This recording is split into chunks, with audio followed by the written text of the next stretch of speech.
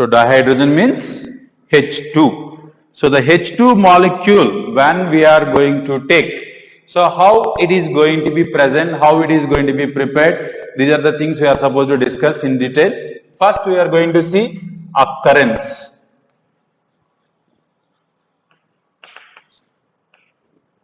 So occurrence of dihydrogen if you are going to take, so actually we are having 70% of the hydrogen, that is the most abundant element in the universe is going to be hydrogen. Dihydrogen gas which is going to be present in universe, almost 70% of the universe is going to be having the dihydrogen gas. But when we are going to take in terms of your globe, earth, on earth crust, it is going to be very less, 0.1586%. That is very less is going to be present in the form of dihydrogen. Dihydrogen gas when you are going to take, that is going to be very lighter in gas. That is why it is going to be escaping from the atmosphere of your globe. On earth atmosphere, we can't able to catch up your hydrogen. That's a very less we are going to have. But when it is going to be taken in a combined form, when it is going to be taken in combined form, it is going to be making around 15%, like third most abundant we can say in earth. When it is going to be in combined state it is going to be present with your all hydrocarbon organic chemistry. We discussed all are going to be hydrogen, protein, starch, carbohydrates, everything is going to be present with hydrogen. So in combined state it can able to have a role, but in the form of dihydrogen gas it is going to be very less in your earth atmosphere, because as it is the lightest gas we are going to have, it can't be held by your earth. That's why it is going to be escaping from the earth's surface, and we are going to have very less amount of dihydrogen gas. Understand? So that's what we are going to have regarding the occurrence of dihydrogen gas is going to be less, but in combined state it can be present in more here. Okay, and next one, isotopes of hydrogen.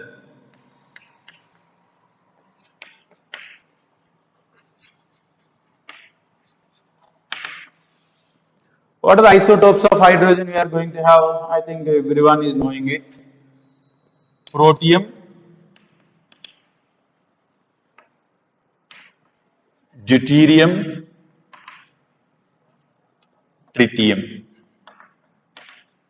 How we are going to be classifying the hydrogen into its isotopes is only the difference in the number of neutrons. What is protium? 1H1 we are representing with P, 1H2 we are representing with D, deuterium, 1H3 it is going to be representing with tritium. So we are going to have protium, deuterium, tritium, three isotopes are there. What the way we can able to differentiate them? Only the number of neutrons. How many neutrons are there in protium? Neutrons are 0 here. How to get the neutrons? We are going to be getting mass number minus atomic number. A minus Z is going to give the number of neutrons. So A minus Z, 1 minus 1, it is going to be 0. The neutrons are going to be 0 in case of protium. And the deuterium is going to have neutrons. 2 minus 1, 1. Here I am going to have 2.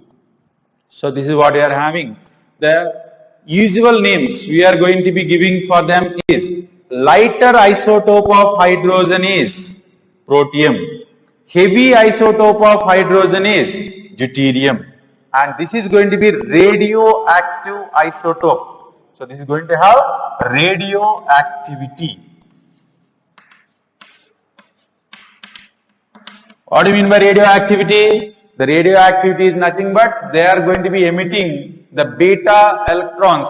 So they are going to be beta rays they are going to be emitting, and their lifetime is going to be half-life 12.33 years.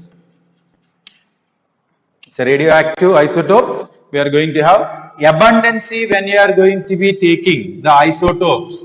this is going to be present almost 99.85%. On earth crust, if you are taking, it is going to have 99.85% and it is going to have 0.15% and it is going to be 10 power minus 15 per atom. So out of 10 power minus 15 we will be having 1 will be tritium. So very low abundancy the tritium is. So when we are going to take the isotopes of hydrogen, we are going to have 3 types of isotopes are there. One is going to be protium, the second one is going to be deuterium and third one is going to be tritium. So protium is going to have 1 proton, 1 neutron and 1 proton, 1 electron, 0 neutron. Here I am going to have 1 proton, 1 electron and 1 neutron, and here I am going to have 1 proton, 1 electron, 2 neutrons. So which of the following is going to be heaviest if they are given? So don't write the answer deuterium.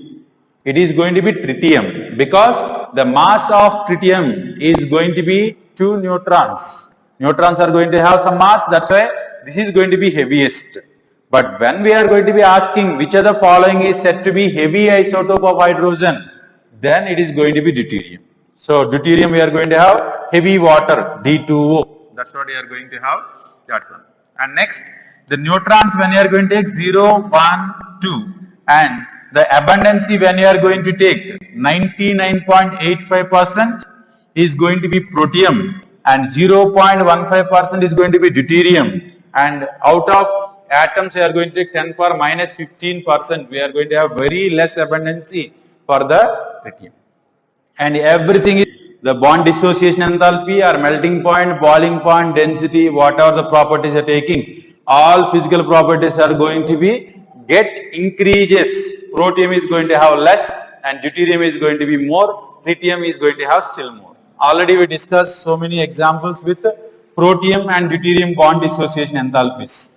Recently also we given one question. So deuterated benzene and a normal benzene, when you are going to take, which is going to have more the nitration ability. There we are not having any influence. But generally, when we are going to take hyperconjugation, deuterated is going to be not easy compared to normal hydrogens when you are going to be present because of the bond dissociation enthalpy of protium to deuterium. When you are going to compare, deuterium is going to have more bond dissociation enthalpy compared to the bond dissociation enthalpy with the protium. So this is the reason we are discussing. So every time whenever deuterated we are going to take, that is going to require more energy to break that bond. That's why it is going to be required some less reactive. So deuterated ones. So this is about your isotopes of hydrogen. When we are going to have the next one is going to be preparations.